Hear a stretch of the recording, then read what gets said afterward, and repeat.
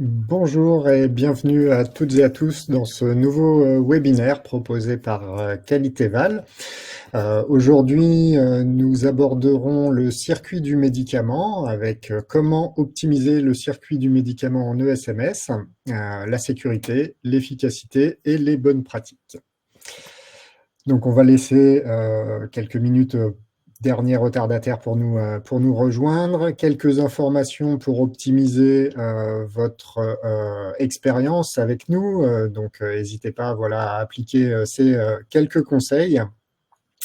Le webinaire va durer environ 1 heure. À la fin du webinaire, on va dire dans les 24 heures qui suivront le webinaire, on vous transmettra le support. Donc, vous recevrez par courriel le lien pour télécharger le support.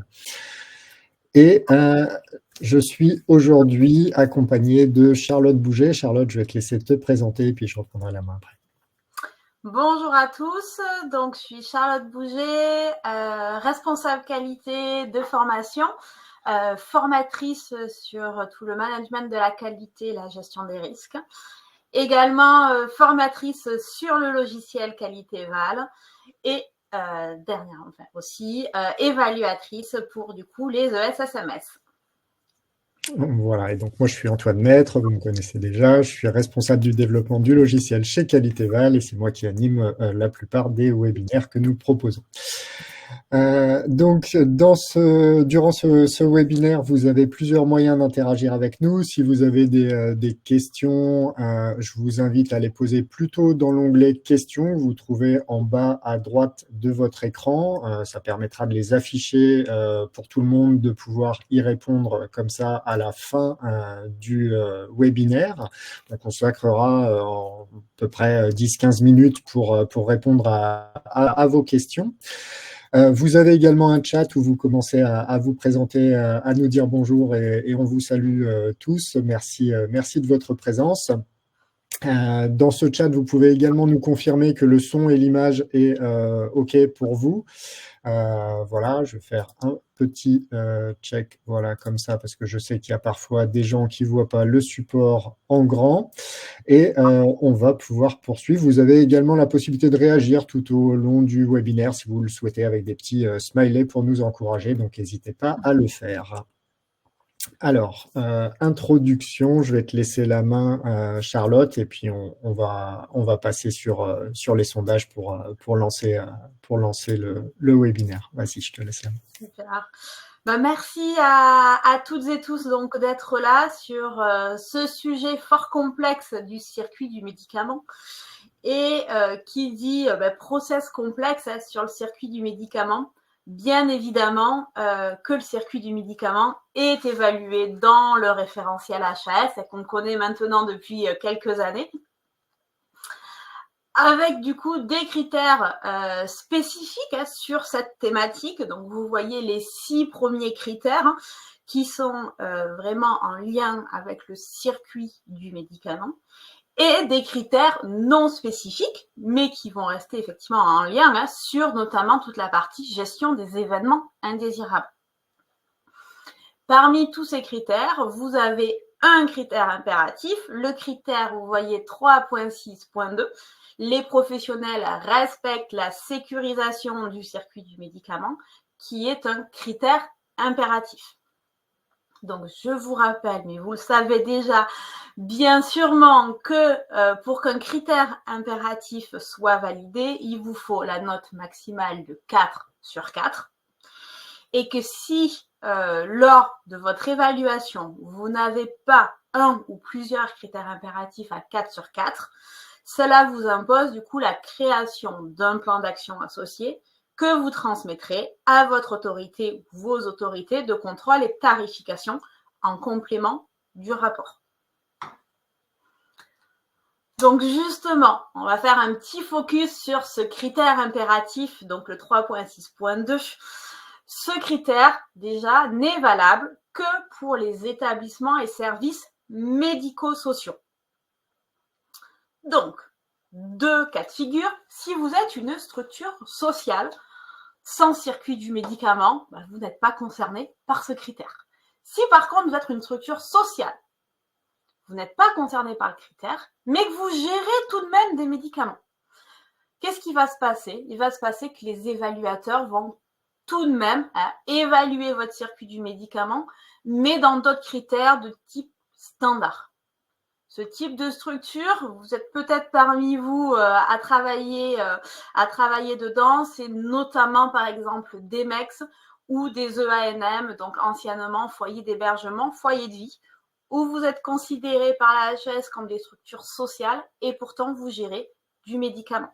Donc dans le référentiel, vous n'aurez pas ce critère impératif, mais comme vous gérez des médicaments, les évaluateurs vont les évaluer dans d'autres critères. Deuxième étape, si vous êtes une structure médico-sociale, donc vous êtes concerné par le critère, mais que vous n'avez aucune gestion du médicament, la HAS intègre la possibilité de coter ce critère en non concerné. C'est le seul critère impératif où il est possible de noter non concerné.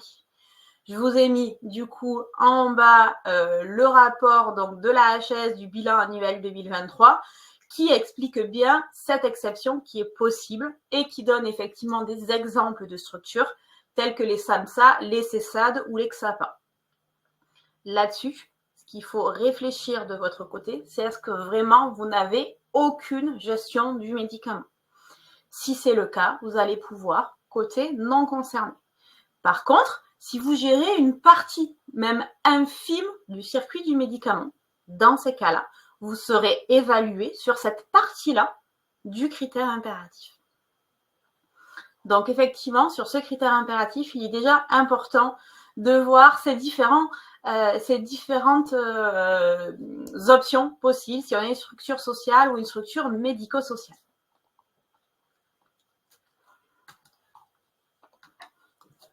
Donc, rentrons un peu plus dans le vif du sujet par rapport à cette complexité du circuit du médicament. Vous connaissez sûrement cette infographie ou d'autres en tout cas qui résument sous forme un peu d'escargot finalement tout le circuit du médicament et toutes les étapes. Donc là, l'idée, c'est de pouvoir le voir de manière générale et après, on va passer un petit peu plus de temps sur chacune d'entre elles. Donc la première étape, l'étape de prescription. Du coup, c'est l'étape initiale qui est réalisée donc, par un médecin qui est habilité, qui va pouvoir définir le traitement médicamenteux qui est adapté à la personne accompagnée. La deuxième étape, l'étape de dispensation, qui va être réalisée par un pharmacien ou un préparateur en pharmacie, va réaliser du coup l'analyse pharmaceutique et la dispensation des traitements. Ensuite, on a la préparation des doses à administrer. Donc, ça va être la réalisation, notamment souvent ce qu'on appelle des piluliers. Le transport et le stockage. Finalement, comment on conserve de manière sécurisée dans des conditions adaptées les médicaments dans la phase de transport et après dans la phase de stockage dans vos structures. Et après, vous voyez deux étapes complémentaires, le 5 et le 5', soit l'administration par l'infirmier, soit l'aide à la prise par d'autres types de professionnels sur lesquels on passera un petit peu de temps juste après. Et enfin, la dernière étape, qui est tout aussi importante, le suivi et la surveillance de cette prise médicamenteuse par tous les professionnels qui interviennent au pied de l'usager.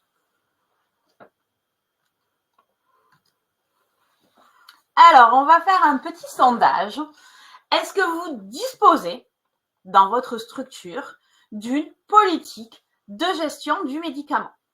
Pour ça, vous avez du coup le sondage qui apparaît sur votre écran, oui, non, ou je ne sais pas, et vous cliquez sur soumettre le vôtre. Le temps que tout le monde effectivement réponde pour voir un petit peu où est-ce que vous en êtes avant de pouvoir un petit peu vous expliquer qu'est-ce qu'on attend de vous sur ce sujet.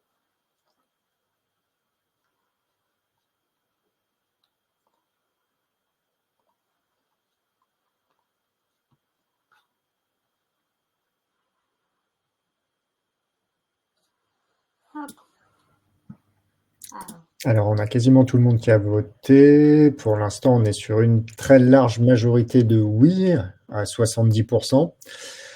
Non à quasiment 25%, on est à 23%, hein, et quelques-uns qui ne savent pas encore, donc voilà, qui vont apprendre plein de choses aujourd'hui avec toi. Ok, super. Bon, bah déjà pour tous ceux qui ont une politique du médicament, super. Hein. Maintenant, du coup, on va pouvoir voir un petit peu qu'est-ce qu'on attend dans cette politique. Pour ceux qui en ont pas, bah ça va pouvoir effectivement vous aider. Et pour ceux qui ne savent pas, ben voilà, va falloir effectivement avoir cette étape de s'assurer que dans vos structures, vous disposez bien de cette politique de gestion du médicament. Donc, concernant cette politique, on doit avoir effectivement une politique qui est claire et formalisée, qui doit être intégrée à votre projet d'établissement et à votre projet de soins. Donc, ça doit faire effectivement partie intégrante de votre projet institutionnel. Et cette politique doit prendre en compte les spécificités de votre structure et du public que vous accompagnez. Si je prends un exemple, si je suis du coup un EHPAD avec ou sans infirmier la nuit, évidemment, mon circuit du médicament est différent. Donc, par rapport à cette politique, vous avez à avoir effectivement des politiques qui vont être personnalisées à chacune de votre structure. Cette politique, elle doit ensuite être déclinée à une procédure opérationnelle qui va décrire l'organisation effective à toutes les étapes du circuit du médicament qu'on a vu juste avant.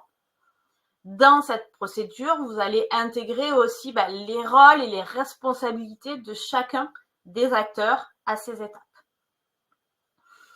Dans cette procédure ou dans des procédures en annexe complémentaires, il va falloir aussi penser à intégrer le circuit du médicament sur les risques spécifiques, notamment ce qui va être toute la partie gestion des stupéfiants, les thermosensibles, parce que ça veut dire les médicaments du coup qui sont sensibles au froid, hein, donc les médicaments que vous mettez dans les frigos, le broyage des médicaments, l'identitovigilance, etc. Donc finalement, tous les risques spécifiques que vous avez par rapport à votre structure. Troisième étape, les professionnels sont formés, sensibilisés finalement à ces bonnes pratiques et à votre organisation dans votre structure. La procédure, elle est connue et utilisée par les professionnels. La dernière étape, l'évaluation. On évalue notre politique, notre process du circuit du médicament avec des indicateurs. Donc concrètement, si vous faites, on y reviendra à la fin de ce webinaire, un audit sur le circuit du médicament, à pouvoir avoir un pourcentage de conformité. Dans certaines structures, de connaître le nombre de psychotropes qui sont administrés, le nombre de traitements par résident, et que sais-je. Finalement, c'est vos propres indicateurs. Alors pour les EHPAD, vous avez déjà donc le RAMA, le rapport d'activité annuel sur la partie médicale, qui vous demande déjà tout un certain nombre d'indicateurs. Pour les autres types de structures, à vous de voir quels sont les indicateurs qui vous sont utiles pour gérer, finalement, sécuriser ce circuit du médicament. Les acteurs, on vient de dire que le circuit du médicament, il était complexe. C'est notamment aussi dû à la multitude d'acteurs qui interviennent finalement dans ce circuit.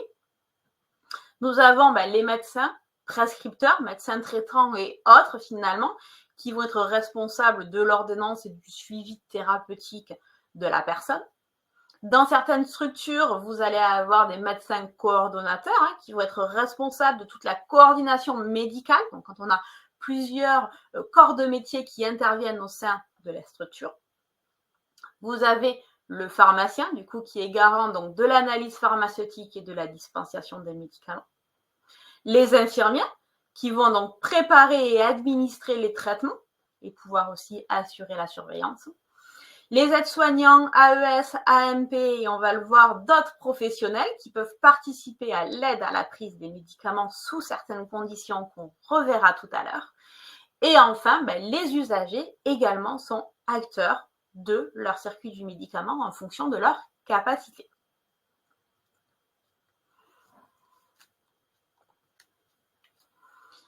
Alors, par rapport à cette étape-là, effectivement, une politique du circuit du médicament, finalement, elles sont propres à chaque structure.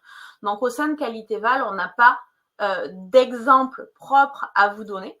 Par contre, par rapport à la politique, à la procédure générale, on vous met une ressource complémentaire que vous aurez dans le support qu'on vous enverra d'ici demain, de l'Omédite Normandie. Vous en avez d'autres, mais on vous donne celui-ci effectivement comme ressource qui vous donne déjà une trame d'élaboration d'une procédure générale sur le circuit du médicament. Donc, par rapport à ce circuit du médicament, la première étape, on a dit, c'est la prescription. Alors, la prescription réalisée par un médecin, autant que possible, les médecins réalisent les prescriptions de manière informatisée. Pourquoi ? Ça permet d'éviter les erreurs d'écriture, de relecture et faciliter l'analyse pharmaceutique par les pharmaciens juste après. Le médecin prescrit aussi en DCI, en dénomination commune internationale, pour éviter les confusions. Un exemple qui parle à tout le monde, le médecin ne prescrit pas du Doliprane, mais prescrit du paracétamol.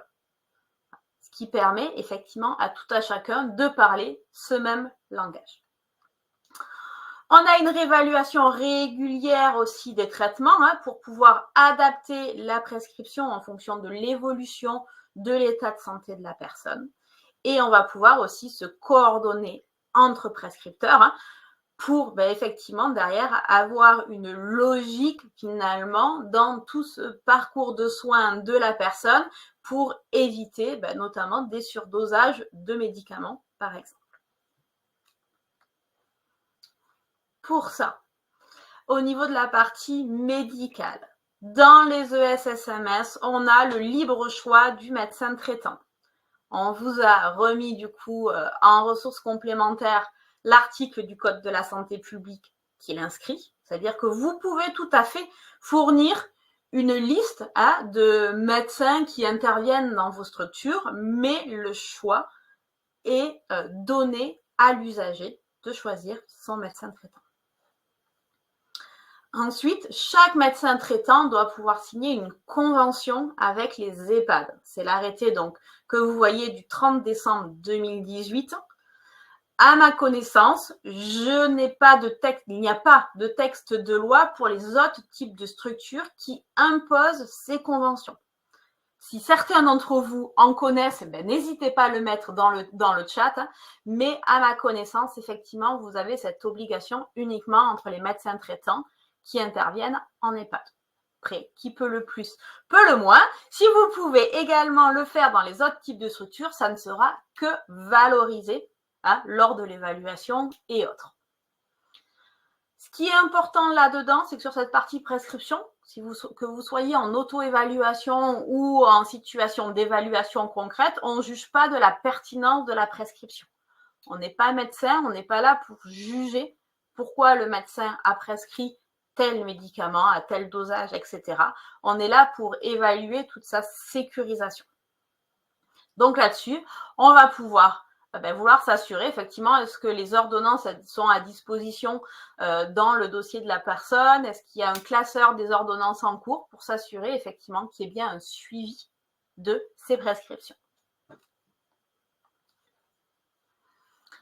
Deuxième étape, la dispensation. Alors, au niveau de cette dispensation, elle comprend 2 ou 3 étapes. La première, effectivement, c'est l'analyse pharmaceutique. Donc, le pharmacien va vérifier la conformité de la prescription, voir s'il n'y a pas effectivement d'interaction médicamenteuse entre les différentes molécules et l'adaptation du médicament, de la posologie, de la bonne voie à la personne. On n'administre pas un Doliprane 1000 mg à un enfant de 3 ans. La préparation ensuite des doses administrées, on le reverra tout à l'heure parce que ce n'est pas forcément le pharmacien qui le réalise, mais ça peut également être les infirmiers. Et enfin, les informations et le conseil. le pharmacien a aussi ce rôle de pouvoir vous accompagner, vous aider finalement, vous, équipe soignante, et aussi la personne accompagnée dans les bons usages du médicament. Alors, petite question qui arrive, un petit quiz. Pour les établissements qui n'ont pas de pharmacie à usage intérieur, qu'est-ce que ça veut dire? Ça veut dire que vous allez récupérer les traitements dans une pharmacie d'officine, une pharmacie de ville. Est-ce que pour vous, il est obligatoire d'avoir un pharmacien référent? Oui, non ou je ne sais pas. Je vous laisse le temps de répondre.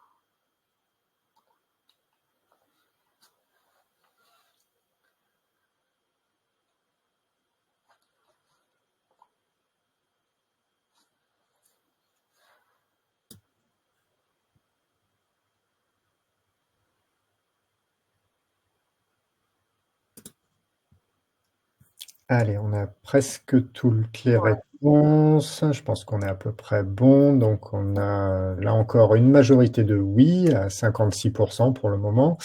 Non à 33% et je ne sais pas à 10%. Ok.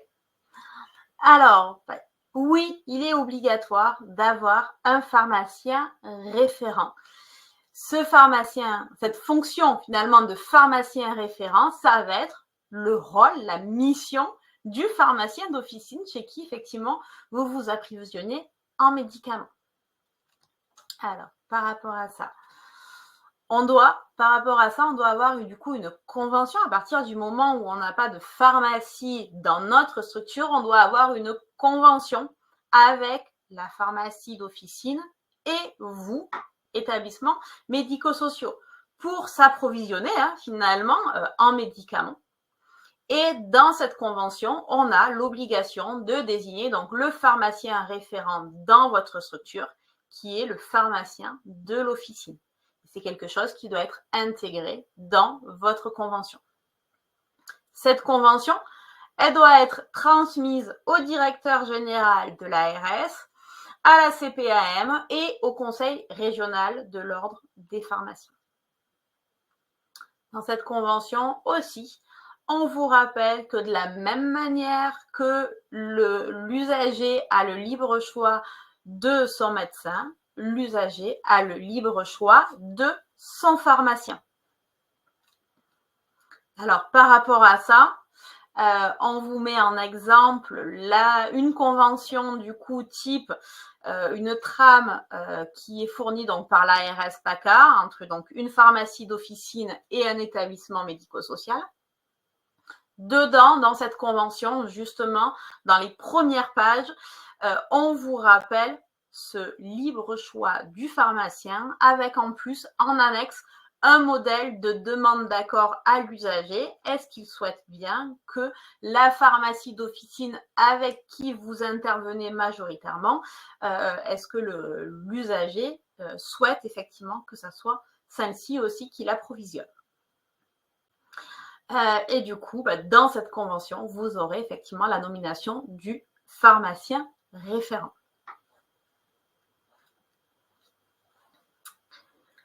Troisième étape, le transport et le stockage. Alors, au niveau de cette livraison, le mode de livraison doit garantir le respect des règles d'hygiène, la bonne conservation des médicaments et notamment tous ceux qui doivent être conservés à certaines températures et la confidentialité. Par rapport à ça, il est souhaitable que la livraison s'effectue en paquet scellé. La livraison, elle arrive jusque dans votre structure et du coup, dans votre structure, c'est une prise en charge dans des conditions de sécurité satisfaisantes. Donc, soit effectivement, le paquet est remis à un personnel habilité ou sinon déposé dans un local ou un dispositif sécurisé. Si on n'a pas d'infirmier sur site, la personne qui vous livre les médicaments ne les dépose pas à l'accueil. Et enfin, du coup, toutes ces modalités de transport et de remise des médicaments doivent être définies dans la convention qu'on a vue juste avant.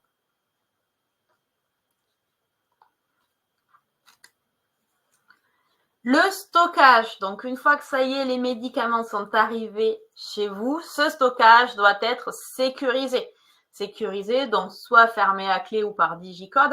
Pour la salle de soins, là où vous allez stocker la pharmacie, là où vous allez stocker les médicaments, mais aussi vos chariots à médicaments. Ça fait partie des observations que les évaluateurs feront.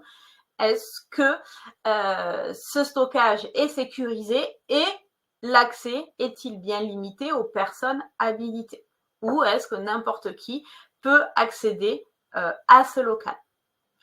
Le dispositif de stockage est standardisé et harmonisé. Habituellement, c'est effectivement un stockage par forme galénique et ensuite par ordre alphabétique en fonction des DCI. En tout cas, effectivement, il doit bien être harmonisé. Ce stockage doit se faire dans des bonnes conditions de conservation, à l'abri de la lumière, avec une température adaptée et en respectant les règles d'hygiène. On ne doit évidemment pas avoir de produits périmés en stock, avec du coup des vérifications des produits périmés à réaliser de manière régulière. Une vigilance sur ce stockage pour les produits thermosensibles, donc tout ce qui va au frigo, les vaccins, les insulines, etc.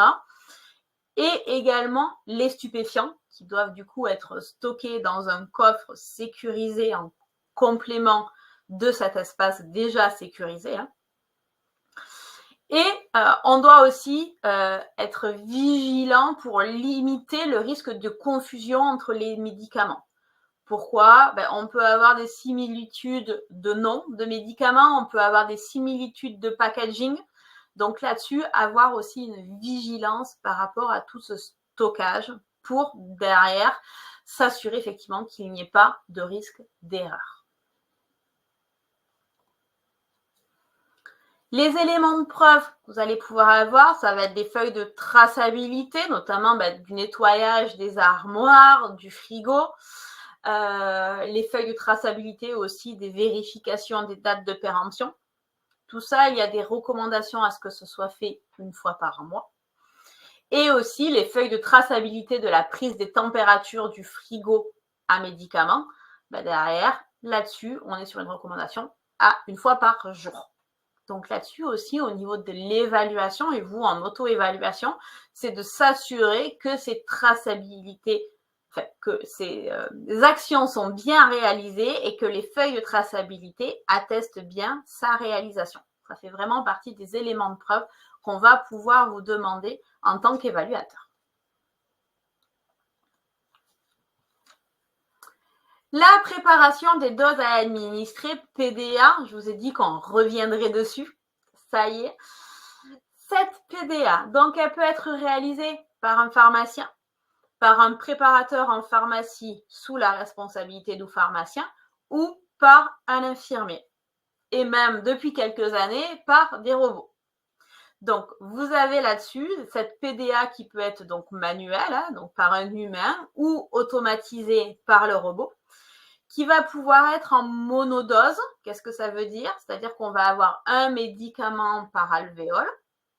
Si l'usager prend 5 médicaments à midi, il y aura 5 alvéoles différentes. Ou multidose, c'est-à-dire qu'on va avoir une seule alvéole par prise. Mon résident, il prend 5 médicaments à midi dans une seule boîte, dans un seul contenant, je vais avoir mes 5 médicaments. Chacun de ces systèmes a ses avantages et ses inconvénients. L'idée n'est pas aujourd'hui d'en promouvoir l'un ou l'autre. En tout cas, ce qui est important, c'est que dans chacune finalement de ces modalités, il y a une vérification de l'ordonnance à effectuer. Donc, on contrôle la prescription. On prépare le pilulier en fonction de cette ordonnance. On gère toutes les formes particulières, ce qu'on appelle couramment les hors-piluliers, donc tout ce qui ne se rentre pas dans ces alvéoles, comment derrière on les prépare et on les met à disposition. Et enfin, le double contrôle pour limiter effectivement les erreurs de préparation. Donc la personne qui a préparé le pilulier est différente d'un second professionnel qui va s'assurer effectivement de la conformité du pilulier par rapport à l'ordonnance, ce qui nous permet d'avoir ce double contrôle.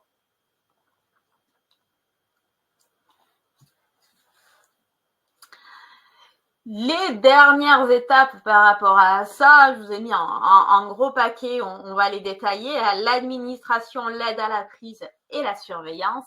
Et on va commencer encore par un petit quiz. Hop, alors, ce petit quiz, finalement, je vous prends un petit peu au dépourvu. Vous pensiez assister à un webinaire et en fait, on vous pose plein de questions.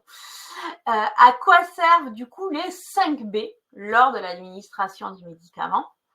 Est-ce que ça sert à accélérer la distribution des médicaments? Est-ce que ça sert à garantir que le bon médicament est donné au bon patient, au bon moment, à la bonne dose et par la bonne voie d'administration? Ou est-ce que ça sert à remplacer la prescription médicale?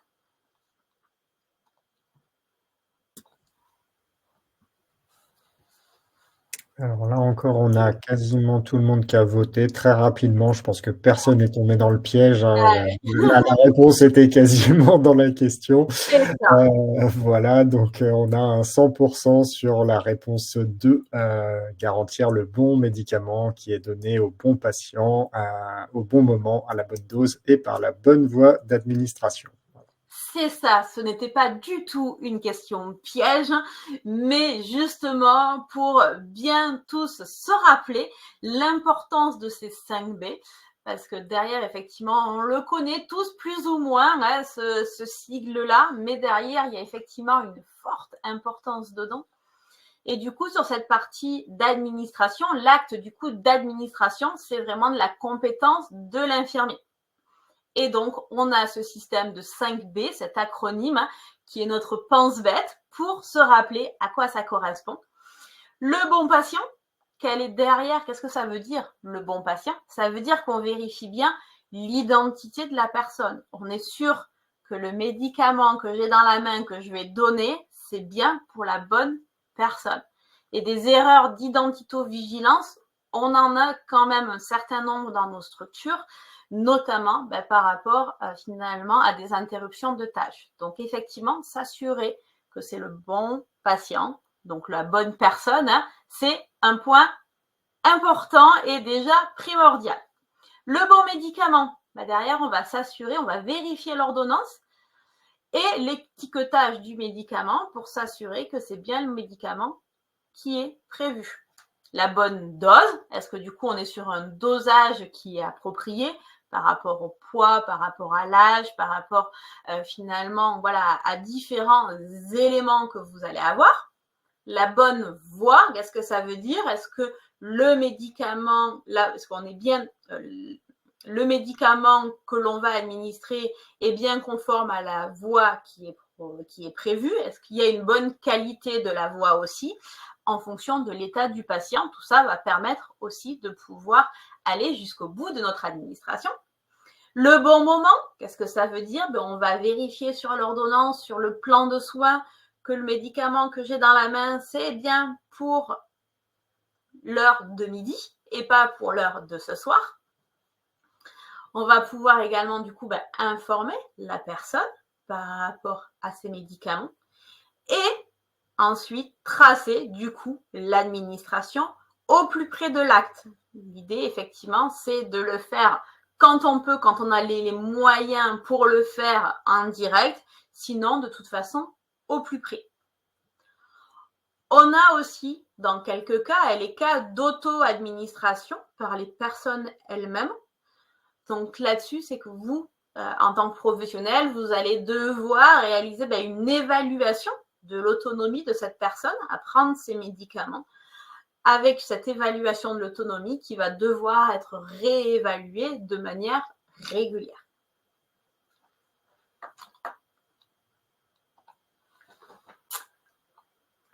Petit quiz encore par rapport à l'aide à la prise médicamenteuse. Selon vous, l'aide à la prise médicamenteuse ne s'applique pas qu'aux AS et AMP, s'applique aux médicaments prescrits, s'applique à tout type de médicaments. Et on vous met qu'il y a un choix multiple. Donc, vous pouvez cocher de 1 à 3 cases.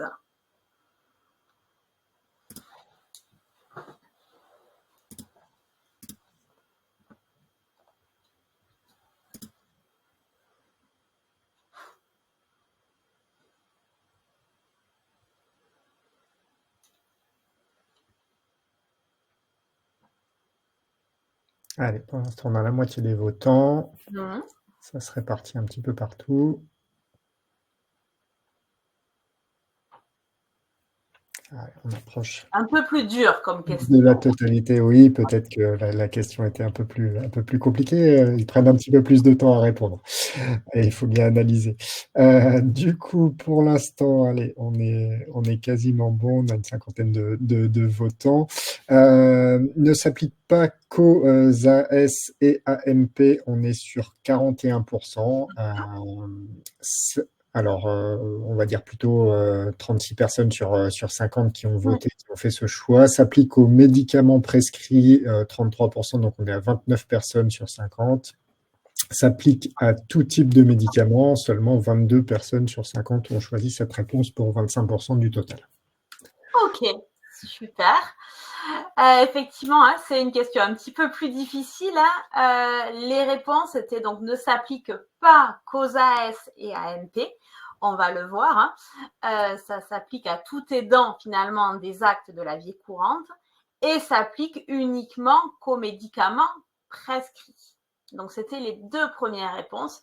Ça ne s'applique pas à tout type de médicaments. On va le voir parce que derrière, effectivement, il y a des médicaments qu'un AS, qu'un AMP, qu'un ME ne pourra pas aider à la prise. Alors, par rapport à ça, on a effectivement la loi du 21 juillet 2009 et un article du Code de l'action sociale et des familles qui nous dit que l'aide à la prise est possible si on a ces conditions cumulatives, c'est-à-dire que cette aide à la prise peut être assurée donc par toute personne chargée de l'aide aux actes de la vie courante, tant qu'ils sont suffisamment informés, que ça s'applique aux médicaments qui ont été prescrits, donc sur ordonnance, aux médicaments dont le mode de prise, compte tenu de leur nature, ne présente ni difficulté particulière d'administration, ni d'apprentissage spécifique. C'est-à-dire qu'une personne chargée de l'aide aux actes de la vie courante ne pourra pas préparer des gouttes pour pouvoir donner des gouttes à la personne. La personne ne pourra pas faire une injection d'insuline, etc. À condition qu'il y ait eu des protocoles de soins qui aient été élaborés et que la préparation, du coup, a été réalisée préalablement par les infirmiers ou le pharmacien. À partir du moment où on a ces conditions qui sont appliquées dans vos structures, dans ces cas-là, tout professionnel chargé de l'aide aux actes de la vie courante peut aider à la prise pour la personne. Et uniquement dans ces conditions-là. Enfin, la dernière étape, c'est l'étape de surveillance qui doit être réalisée par chacune des personnes qu'on a vues aux différentes étapes pour vérifier qu'il n'y ait pas d'effets secondaires, des traitements, qu'il n'y ait pas d'interaction médicamenteuse, d'effets de surdosage ou autre. Donc, toute cette surveillance doit également être réalisée. Par rapport à ça, au niveau des éléments de preuve, du coup, c'est de pouvoir tracer. Je vous ai dit, on trace au plus près de la prise, donc tracer la prise effective ou non. Et si la personne n'a pas pris son traitement, pourquoi? Parce que la personne n'est pas là, parce que la personne est hospitalisée, parce que la personne ne veut pas, etc., etc. Et aussi des protocoles individuels que l'on retrouve souvent dans les structures de handicap où on a des protocoles. Derrière, s'assurer que ces protocoles sont mis à jour et que le protocole ne date pas de 2018.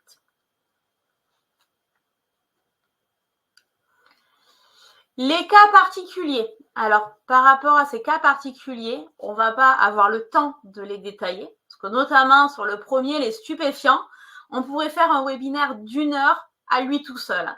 Parce que sur toutes les étapes qu'on a vues avant, finalement, on a un process qui est légèrement, mais qui est différent pour les stupéfiants. Pourquoi ? Parce que les stupéfiants sont des médicaments à plus haut risque finalement que d'autres médicaments. Donc derrière, on sécurise d'autant plus le circuit du médicament. Par rapport à ça, on vous met une ressource si vous souhaitez effectivement aller creuser cette thématique du coup de l'Omedit Centre.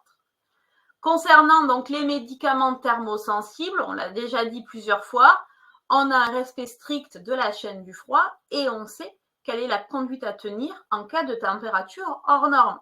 Là, si une fois qu'on a fini le webinaire, vous allez voir vos frigos à médicaments et que vous êtes sur une température de 12 degrés, qui est donc une température hors norme, qu'est-ce que l'on doit faire?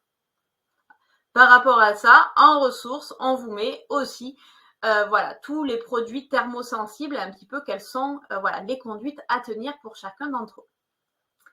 Le broyage des médicaments, donc cela ne peut se faire que sur prescription médicale, uniquement, car tous les médicaments ne sont pas écrasables, vous le savez. Et du coup, par rapport à ça, on vous met aussi la liste du coup des médicaments écrasables de l'Omedit Normandie, qui peut vous être une ressource intéressante.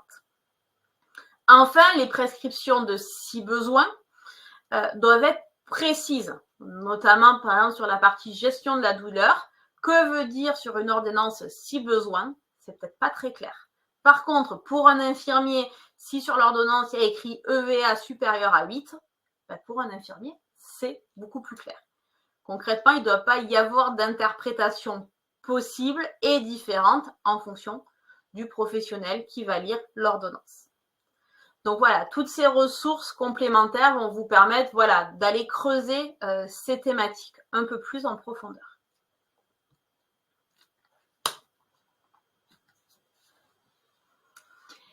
L'étape de formation. Alors par rapport à la formation des professionnels, finalement, il doit y avoir une sensibilisation systématique de votre circuit du médicament à tout nouveau professionnel qui va intervenir. Donc pouvoir le sensibiliser, pouvoir l'accompagner, pouvoir évaluer la personne aussi, pour pouvoir effectivement s'assurer qu'il n'y aura pas d'erreur et que le process est bien compris. Ça, c'est ce qui va se faire finalement à chaque arrivée de nouvel arrivant.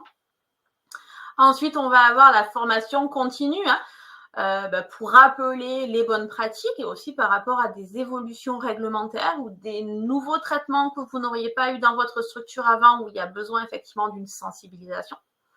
Et des sensibilisations aux risques liés aux médicaments par rapport finalement à des données nationales ou par rapport à des événements indésirables qui se seraient passés, on sensibilise les professionnels par rapport à ces risques.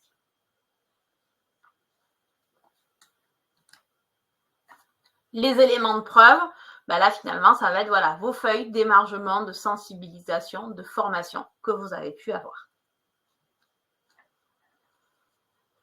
Pour finir, et après on passera aux questions sur les ressources complémentaires. Vous avez vu, on vous en a mis un certain nombre déjà dans chacune slide. Il en existe de nombreuses ressources.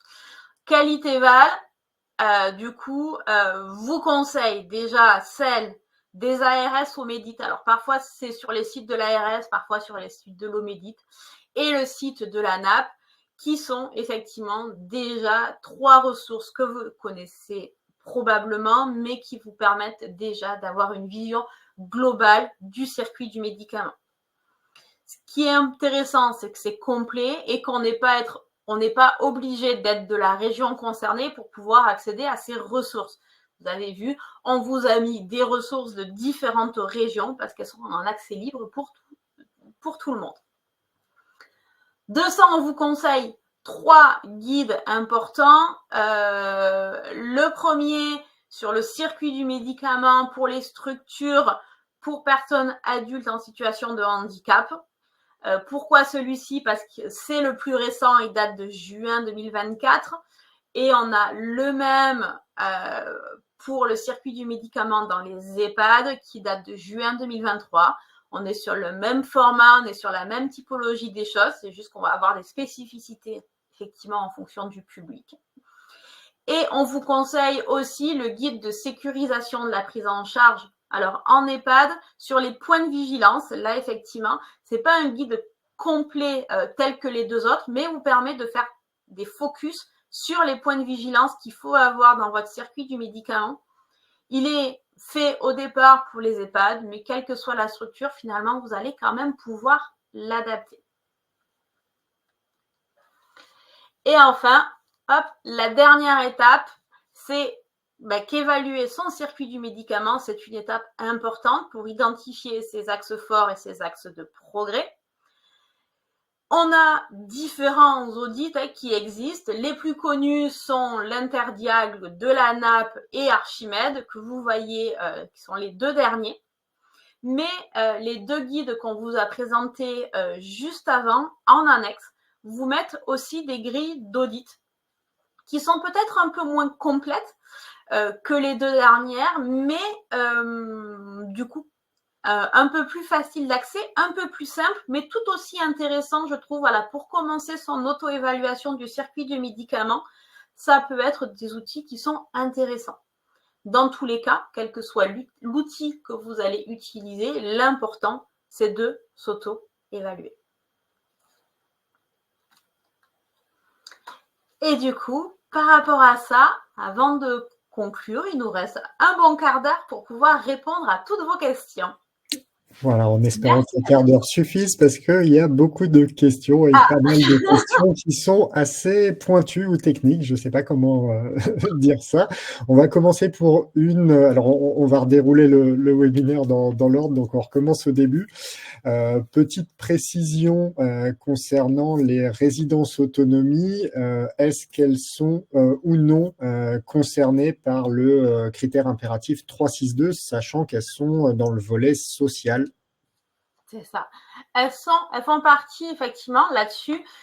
Il faut en fait aller dans le référentiel de la HAS, vous allez dans le manuel et dans les annexes du manuel, vous avez la liste de toutes les structures quasiment qui existent en ESSMS.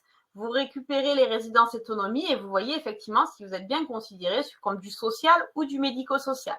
Comme vous le dit Antoine, on est sur du social. Donc, à partir du moment où on est sur du social, vous n'êtes pas concerné par ce critère impératif. Par contre, vous gérez du médicament. Donc, vous n'avez pas ce critère impératif. Mais, malgré tout, vous allez avoir les médicaments à un moment donné qui vont être évalués. Voilà. Et donc, si vous utilisez le logiciel Qualitéval, et c'est votre cas, Madame Parent, le logiciel sélectionne automatiquement en fonction de votre type d'activité, et donc, dans votre cas, le critère est automatiquement désactivé par le logiciel. Voilà. Sachez que si vous faites partie des cas spécifiques, voilà, vous pouvez aussi vous rapprocher de nous si vous avez un besoin particulier sur des critères qui seraient voilà, dont la sélection ne correspondrait pas spécifiquement à votre structure, à votre activité. Mais en général, il n'y a pas de souci, notamment sur des grands cas comme ça, résidence autonomie, EHPAD, enfin tous les activités les plus représentées. Alors, question suivante, on va passer, donc tu as évoqué des accords et des contrats entre les structures et les médecins, et là on a une remarque, je crois que la personne est infirmière. Le Conseil de l'ordre, ou peut-être médecin, le Conseil de l'ordre des médecins a réfuté ce type de contrat, et les médecins intervenant dans notre EHPAD s'appuient sur ce texte du Conseil de l'ordre pour ne pas signer de contrat. Comment faire ? Effectivement, on a effectivement cette problématique. On a le texte de loi, l'arrêté qu'on vous a fourni, et on a effectivement le Conseil de l'ordre des médecins qui ont refusé effectivement qu'il y ait ce type de contrat entre les médecins traitants et les ESMS. Là-dessus, vous, on va dire, à votre niveau, vous n'allez pas pouvoir faire grand-chose en soi. Pourquoi ? Parce qu'effectivement, ça vous dépasse. Par contre, à vous, et notamment pour l'évaluation, de démontrer, ou même lors d'une inspection ARS ou autre, à vous de démontrer finalement que vous avez essayé et que vous avez, vous, de votre côté, tout mis en place, tout mis en œuvre pour que ça fonctionne. Mais derrière, effectivement, vous allez, vous, à votre niveau, pas pouvoir faire changer d'avis le Conseil de l'ordre des médecins. Je suis entièrement d'accord. Ça fait partie des difficultés qu'on retrouve partout. On a l'arrêté et on a effectivement cette non-acceptation. Mais à vous, voilà, de démontrer vraiment ce que vous avez mis en place en tant que structure par rapport à ça. Parfait, je te remercie. Donc là, on était sur les médecins, on va passer sur les pharmacies, puisque tu as indiqué également qu'il y avait des contrats avec les pharmacies. Donc, première question concernant les pharmacies, parce que je crois qu'il y en a plusieurs qui vont suivre. Donc, quand nous travaillons avec plusieurs pharmacies, nous devons choisir un des pharmaciens en tant que référent. Est-ce que c'est le cas? Est-ce que dans une pharmacie, on doit choisir à l'intérieur certains membres du personnel ou pas? Ou c'est l'ensemble de la pharmacie? Alors, alors je pense, alors la question, c'est qu'en fait, déjà, c'est toujours un pharmacien. Donc voilà, c'est le pharmacien référent de la pharmacie d'officine. Donc dans les pharmacies d'officine, habituellement, il y a souvent qu'un pharmacien, mais s'il y en a plusieurs, après, c'est à eux de s'organiser là-dessus. Quand on travaille avec plusieurs pharmacies, vous devez avoir du coup un pharmacien référent dans chacune des pharmacies qui va être finalement votre interlocuteur privilégié pour pouvoir effectivement travailler avec vous sur finalement les questions que vous pouvez avoir sur votre circuit du médicament. Alors, tu as répondu en partie à la question suivante. Un établissement peut avoir plusieurs conventions avec plusieurs pharmacies d'officine si c'est le résident qui choisit. C'est ça. C'est que la difficulté, j'ai tout à fait conscience que c'est très difficile de laisser le choix au résident de sa pharmacie parce que vous mettez en place tout un système de sécurisation de ce circuit du médicament avec une pharmacie. On imagine effectivement vous passez par une pharmacie robotisée justement par rapport à différents avantages et vous avez demain un résident qui choisit une autre pharmacie qui n'a pas du tout le même dispositif, c'est-à-dire que vous allez vous retrouver avec deux fonctionnements différents. Si vous avez deux pharmacies effectivement qui interviennent, vous avez deux conventions. Vous en avez trois, vous en avez trois. Après, quand c'est le résident effectivement qui choisit sa pharmacie, à vous d'informer le résident de la sécurisation que vous allez pouvoir mettre en place quand c'est une pharmacie d'officine avec qui vous avez conventionné, de quand c'est la pharmacie qu'il a choisi lui. C'est-à-dire que rien ne vous oblige, à partir du moment où vous n'avez pas signé de convention avec une pharmacie d'officine, de pouvoir envoyer vos ordonnances à la pharmacie, d'aller chercher les médicaments, etc. C'est-à-dire qu'il y a tout un système parallèle qui doit pouvoir être pris en charge par le résident ou par sa famille, mais pas par vous. Mais ça, il faut le cadrer. Voilà, parfait. Bah, du coup, tu as répondu à la question suivante que j'ai affichée pendant que tu nous répondais. C'est parfait, je te remercie. On fait d'une pierre plusieurs coups. Alors, après les pharmacies, on va passer à la dispensation des médicaments parce que là, il y avait plusieurs questions pour préciser le propos. Alors, la première, concernant le double contrôle, comment fait-on si les comprimés ou gélules sont tous déconditionnés dans des piluliers? Est-il légal, juridiquement parlant, de faire cela? Alors, c'est-à-dire que par rapport à ça, c'est la pharmacie donc, qui a préparé donc, vos piluliers au départ. Ce n'est pas vous en tant qu'infirmier sur place. Donc, dans ces cas-là, il faut que vous vous assuriez dans votre convention déjà qu'il y ait un double contrôle qui a été fait à la pharmacie. Donc, s'assurer effectivement là-dessus. Si c'est un robot qui l'a préparé, est-ce que derrière, il y a une vérification qui a été faite? Ensuite, à partir du moment où ils ont été déconditionnés et que vous allez vous retrouver, j'imagine du coup que c'est une prise par alvéole, c'est-à-dire que vous allez pouvoir vous retrouver avec plusieurs médicaments dans un même paquet. Comment on s'assure que c'est le bon médicament? Là-dessus, vous allez avoir des informations dont vous êtes fournies par la pharmacie pour vous dire que le médicament rond blanc le médicament ovale bleu, un quart de médicament jaune correspond à tel médicament. Vous allez vous assurer de cette conformité. Est-ce qu'on a bien la molécule blanche? Est-ce qu'on a bien la molécule bleue? Est-ce qu'on a bien la gélule verte? Et là, effectivement, c'est comme ça que vous allez faire. Est-ce que c'est légal? Là-dessus, effectivement, à partir du moment où derrière, il y a eu la double vérification par la pharmacie, en amont, la double vérification de la pharmacie, c'est tout à fait légal. Voilà. Et après, comme je vous disais, au niveau de la PDA, si on est de manière monodose ou multidose, dans chacun des cas, on a des avantages et des inconvénients. On pourra vous mettre peut-être dans le support qu'on vous transmettra d'ici demain, un lien vers l'Omedit qui vous donne justement tous les avantages et tous les inconvénients des différentes méthodes, qui peut vous permettre de faire votre choix, ou si vous l'avez déjà fait, de se dire on apporte une vigilance supplémentaire par rapport à ça parce qu'on sait quels sont les inconvénients.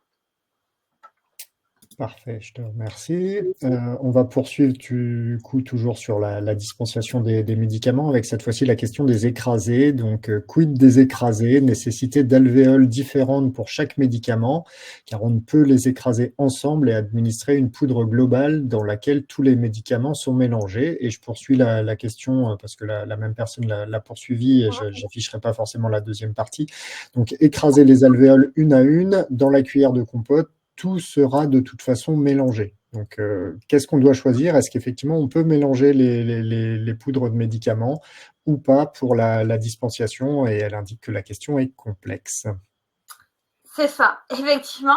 La question est fort complexe et concrètement, je vous avoue que moi, je n'aurais pas forcément la bonne réponse à vous apporter. Qui va pouvoir le faire? Votre pharmacien référent. Pourquoi? Parce que du coup, c'est son rôle. C'est vraiment son rôle, dans la convention que vous avez signée ou que vous allez signer si ce n'est pas fait. C'est vraiment le rôle du pharmacien référent de vous accompagner dans toutes ces questions-là. On est tout à fait d'accord par rapport à votre question que normalement, on ne boit pas plusieurs médicaments ensemble. Pourquoi? Parce qu'on a des interactions dans les molécules qui vont faire qu'effectivement, comme vous disiez, on va se retrouver avec un mélange, une petite mélasse de médicaments et on ne sait plus forcément trop ce qui s'est passé. Ensuite, vous disiez, dans tous les cas, on va se retrouver du coup avec tout ça dans la compote. Par rapport à ça, c'est qu'effectivement, normalement, si on a un dispositif qui nous permet d'avoir une molécule par alvéole, un médicament par alvéole, on va écraser un à un les médicaments et on va administrer un à un les médicaments. C'est-à-dire que normalement, une fois qu'on les a tous broyés, on ne les remélange pas tous pour faire un gros paquet et administrer dans la compote. Normalement, on doit le faire, s'il y a 5 médicaments, on doit le faire 5 fois. Mais je suis tout à fait d'accord que c'est une grande difficulté.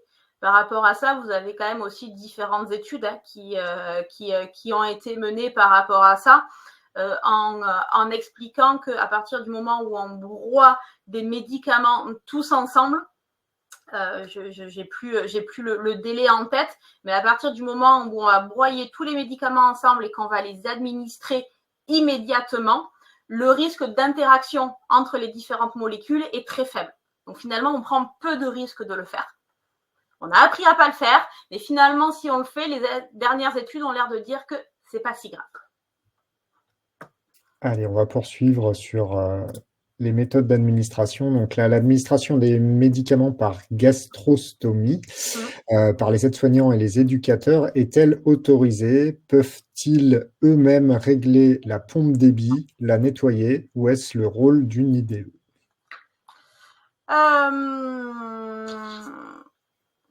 Alors là-dessus, je vous avoue, pour moi, c'est le rôle de l'IDE. Mais il faut là me laisser juste cet après-midi de m'assurer effectivement des derniers décrets, notamment AS, parce que du coup effectivement on a quand même eu les rôles des aides-soignants qui ont été un petit peu développés. Donc juste m'assurer est-ce que ça en fait partie ou pas. D'accord. On peut garder la question pas loin en tête, Antoine, et on répondra par mail. Voilà. Bon, on vous apportera une réponse par mail. C'est peut-être un sujet un peu trop spécifique. Dans ce cas-là, effectivement, tu n'es pas infirmière ou de profession médicale, donc il y a des C'est ça. questions où on ne pourra pas Voilà. répondre. Et je vois le temps qui file et il reste pas mal de questions, donc on va peut-être pas pouvoir répondre à toutes les questions pendant le webinaire.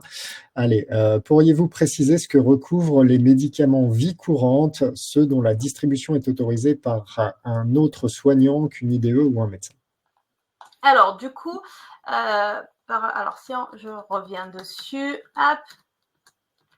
hop, c'est les médicaments dont le mode de prise, compte tenu de leur nature, ne présente ni difficulté particulière d'administration, ni apprentissage spécifique.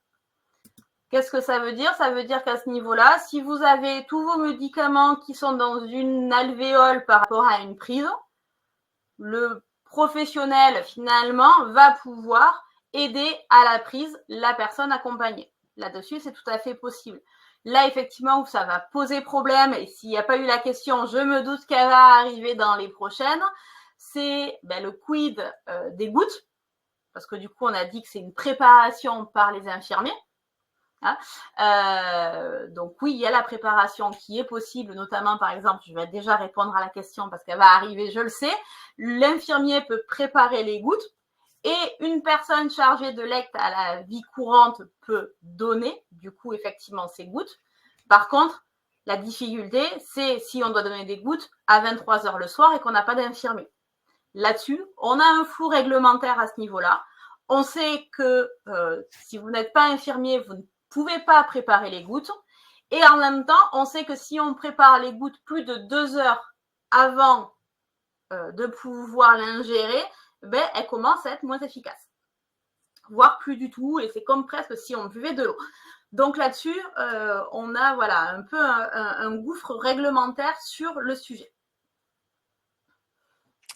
Alors, sur le suivi de la dispensation, on nous demande, au niveau des IDE, ils peuvent signer pour chaque molécule. Comment tracer la prise des traitements par les autres professionnels, enfin, qui sont administrés par les autres professionnels? Et alors finalement, c'est presque déjà répondu dans la question. Les infirmières tracent molécule par molécule.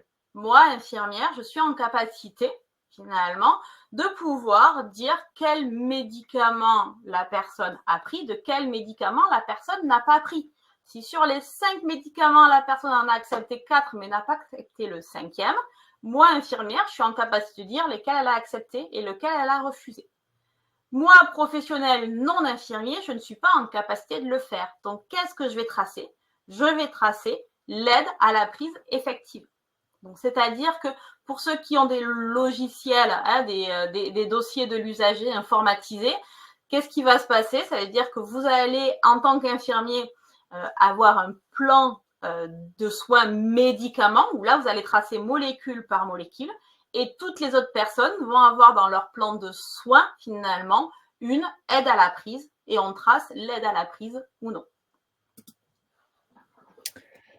Alors, question suivante, je pense que ça va peut-être être rapide. Existe-t-il une législation ou un guide afin d'effectuer une procédure de délivrance des traitements si besoin? Parce que tu as évoqué ça effectivement comme un cas particulier tout à l'heure. Est-ce qu'il y a des documents de référence? Il n'y avait pas de lien ou de référence dans ton support. Est-ce que tu as connaissance d'un guide? Alors, un guide spécifique, non. Finalement, effectivement, par rapport aux si besoin, c'est vraiment que ça soit précisé sur l'ordonnance. On pourra rajouter en tout cas des liens, ça ne sera pas un guide spécifique, mais des liens qui informent un petit peu quelles sont toutes les étapes à respecter sur ces prescriptions conditionnelles. Là-dessus, c'est l'Omédite, je crois, Centre qui a fait des choses intéressantes sur le sujet. Très bien. Alors, je vais piocher dans les questions parce qu'on ne pourra pas répondre à tout en direct. On vous apportera des réponses par mail. Alors, question suivante qu'on va aborder et puis après, on va se diriger vers la conclusion. À qui la convention signée avec la pharmacie doit-elle être envoyée? Conseil de l'ordre des pharmaciens, CPAM, ARS. C'est ça. Tout à fait, effectivement. C'est bien ces trois à qui vous devez envoyer. on vous envoie donc le support de formation d'ici demain. Et du coup, c'est bien rappelé, mais c'est bien ces trois: directeur général de l'ARS, CPAM et conseil de l'ordre des pharmaciens. Très bien, merci. Allez, si un résident refuse d'être aidé pour la prise de médicaments dans un établissement non médicalisé, comment l'établissement peut-il se couvrir, entre guillemets? C'est-à-dire ne pas être attaqué ou faire jouer sa responsabilité. Mais en fait, si le résident refuse, c'est-à-dire que c'est un refus. Donc, dans ces cas-là, vous allez tracer le refus. Le refus, est-ce qu'il est ponctuel ou est-ce qu'il est effectivement régulier, quelle que soit la personne? Dans ces cas-là, à partir du moment où on a un refus régulier, il va y avoir un lien avec le médecin à faire pour pouvoir prendre d'autres dispositions. Mais effectivement, au départ, vous, votre rôle, quelle que soit la raison, à partir du moment où le résident ne prend pas ses médicaments, vous devez le tracer dans son dossier qu'il a refusé ces traitements. Allez, deux dernières questions très rapides. Si les médecins généralistes ne veulent pas prescrire sur le logiciel de prescription et continuent à faire des prescriptions papier, qui doit retranscrire le traitement sur le logiciel? Quel est le professionnel? Grande question, on pourrait en débattre pendant 30 minutes. J'imagine derrière que la question un petit peu sous-jacente, c'est est-ce que moi, en tant que cadre de santé, IDEC ou infirmier, je vais retranscrire le traitement? Non. Et c'est un grand non. C'est-à-dire que seul un médecin ou un pharmacien est habilité à retranscrire une ordonnance. Donc, si le médecin ne prescrit pas sur le logiciel et qu'il le fait sur une ordonnance papier, les solutions qui s'offrent à vous, si vous avez un médecin et qu'il a le temps de le faire, le médecin, ou sinon, c'est quelque chose que vous allez inscrire dans la convention avec la pharmacie, que ce soit le pharmacien qui puisse le retranscrire.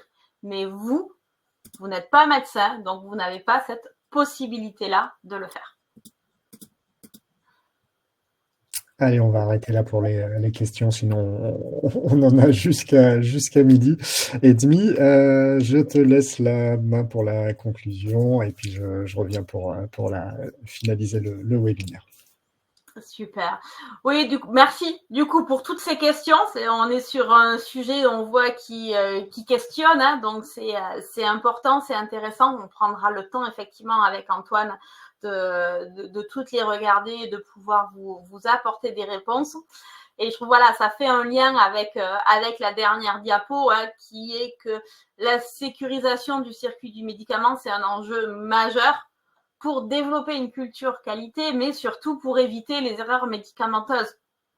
On a effectivement le rapport EIGS, donc événements indésirables graves associés aux soins, de 2023 de la HAS, qui montre quand même que les erreurs médicamenteuses et la iatrogénie, donc la iatrogénie, finalement, on va dire, c'est les effets indésirables des médicaments, c'est quand même la troisième cause d'événements indésirables graves dans les structures.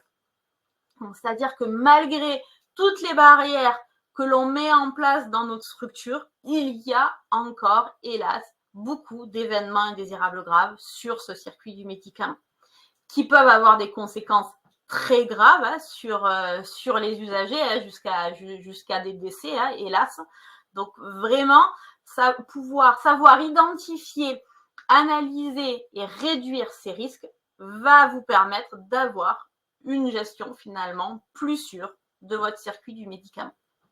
Donc je pense qu'on va pouvoir finir le webinaire là-dessus, identifier, analyser et réduire ces risques. C'est vraiment les 3 étapes les plus importantes.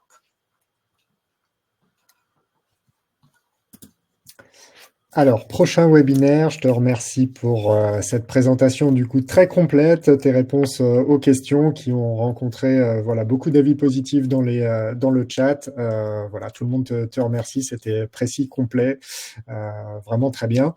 On se retrouve, Charlotte, le mardi 29 avril. Donc, commencez à le noter dans vos tablettes. On ouvrira les inscriptions. Voilà, n'hésitez pas à vous inscrire sur le mois de mars. Il y aura peut-être des nouvelles places qui seront ouvertes sur début avril. Donc, même si c'est complet fin mars, voilà, n'hésitez pas à regarder aussi au mois d'avril. On parlera cette fois-ci de l'évaluation et on va revenir sur comment collecter les éléments de preuve pour une démarche qualité réussie et une visite d'évaluation sereine. Et ce sera également l'occasion peut-être de vous présenter des évolutions du logiciel sur cette partie-là qu'on est en train de vous préparer. Voilà, donc n'hésitez pas à nous rejoindre le 29 avril. On vous remercie tous pour votre participation nombreuse aujourd'hui. Ça fait toujours plaisir. Les très nombreuses questions, comme on l'a dit, on pourra vous répondre par mail et vous allez recevoir, voilà, d'ici la fin de semaine vos réponses et voilà, d'ici demain certainement le support du webinaire avec tous les liens.